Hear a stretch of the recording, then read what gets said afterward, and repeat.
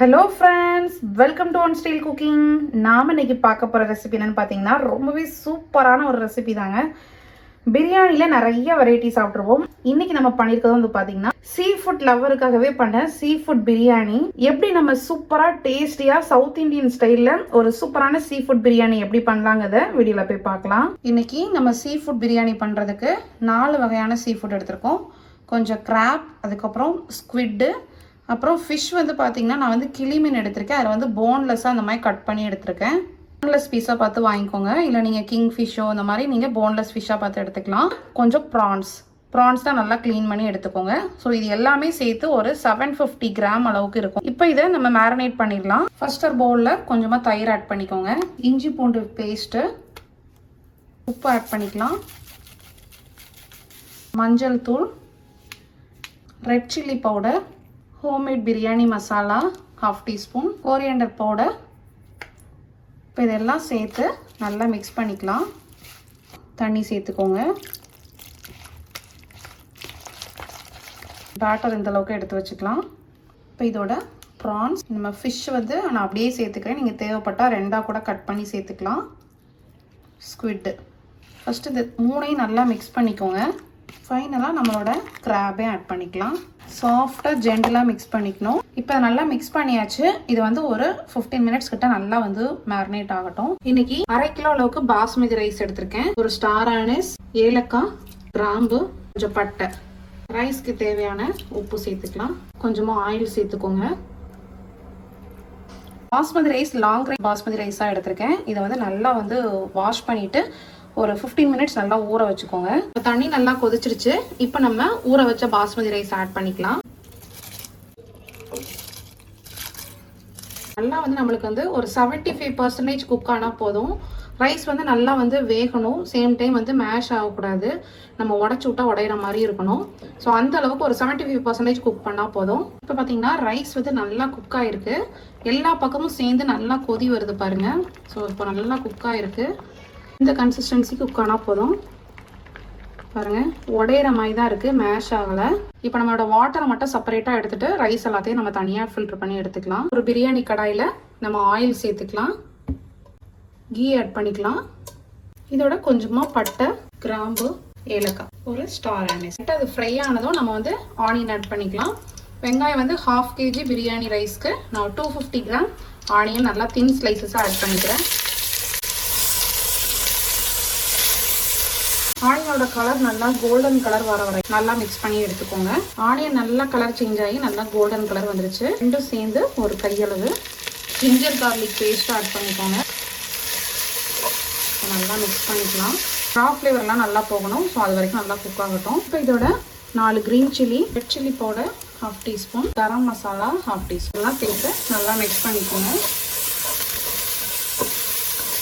இப்போ tomato add பண்ணிக்கலாம்.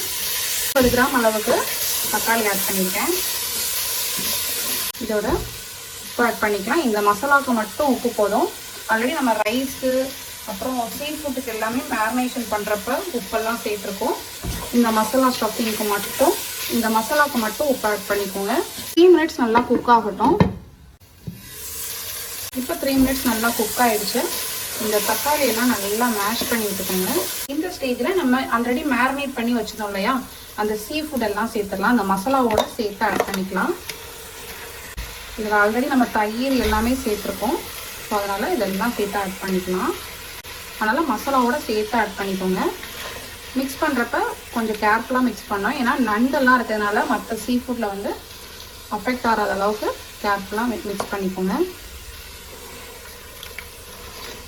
இப்போ நல்லா மிக்ஸ் பண்ணியாச்சு. மசாலாவோட சேர்ந்து ஒன்றா வந்து ஒரு 5 மினிட்ஸ் குக் பண்ணால் போதும். அந்த ஸ்குவிட்லேருந்து நம்மளுக்கு வாட்டர் எல்லாம் வெளியே வரும். ஸோ 5 மினிட்ஸ் நல்லா மீடியம் ஃப்ளேம்லேயே வச்சு மூடி போட்டு குக் பண்ணலாம். இப்போ ஓப்பன் பண்ணிடலாம். ஃபுட்லாம் பார்த்தீங்கன்னா சூப்பராக குக் ஆகிருக்கு. அந்த வாட்டர்லாம் நல்லா ரிலீஸ் ஆகி நல்லா குக் ஆகிருக்கு. நண்டோட கலர் எல்லாமே நல்லா சேஞ்ச் ஆகிருக்கு. இப்போ நம்ம ஆல்ரெடி நம்ம மசாலாலாம் ரெடி பண்ணி வச்சுருக்கோம். இப்போ இந்த மசாலாலாம் ரெடி பண்ணி வச்சுருக்கோம் இல்லையா, ஸோ இதிலேருந்து ஒரு பாதி மசாலா மட்டும் நம்ம செப்பரேட்டாக எடுத்துக்கலாம். இப்போ நம்ம பாதி செப்பரேட்டாக பிரிச்சாச்சு. இதை வந்து நல்லா ஈவன் பண்ணி வச்சுக்கோங்க. இதோட நம்ம படிகட்டி வச்சுருக்கோம் இல்லையா ரைஸு, அதை அப்படியே நம்ம ஆட் பண்ணிக்கலாம். மொத்தமாக ஆட் பண்ணிக்கிறேன். நல்லா ஈவனாக எல்லா பக்கமும் ஸ்ப்ரெட் பண்ணி விட்டுக்கோங்க. நல்லா இதை ஸ்ப்ரெட் பண்ணி விட்டுட்டு இதுக்கு மேலே நம்ம வந்து மசாலா பாதி ரெடி பண்ணி வச்சுருக்கோம் இல்லையா, தனியாக எடுத்து வச்சுருந்தோம் இல்லையா, ஸோ அதை வந்து ஆட் பண்ணிக்கலாம்.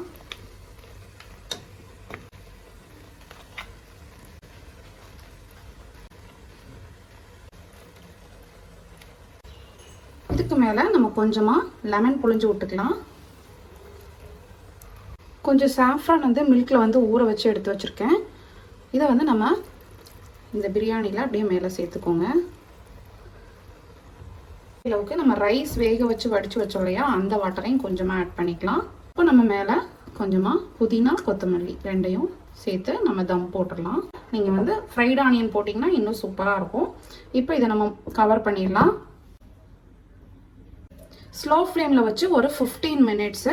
ஸோ 15 மினிட்ஸ் நம்ம வந்து தம் போட்டோம் அப்படின்னா நமக்கு பிரியாணி சூப்பராக ரெடி ஆயிரும். ஃப்ளேம் வந்து சிம்லேயே இருக்கட்டும். இப்போ பார்த்தீங்கன்னா 15 மினிட்ஸ் ஆகி அடுப்பு ஆஃப் பண்ணி ஒரு 5 to 10 மினிட்ஸ் ஆகுது. இப்போ ஓப்பன் பண்ணிடலாம். இப்போ நம்ம கேஷ்யூ நட்டும் பாதாமும் வந்து கீ அப்புறம் ஆயிலெலாம் சேர்த்து ஃப்ரை பண்ணி எடுத்து வச்சுருக்கேன். அதை அப்படியே நம்ம எல்லா பக்கமும் சேர்த்துக்கலாம்.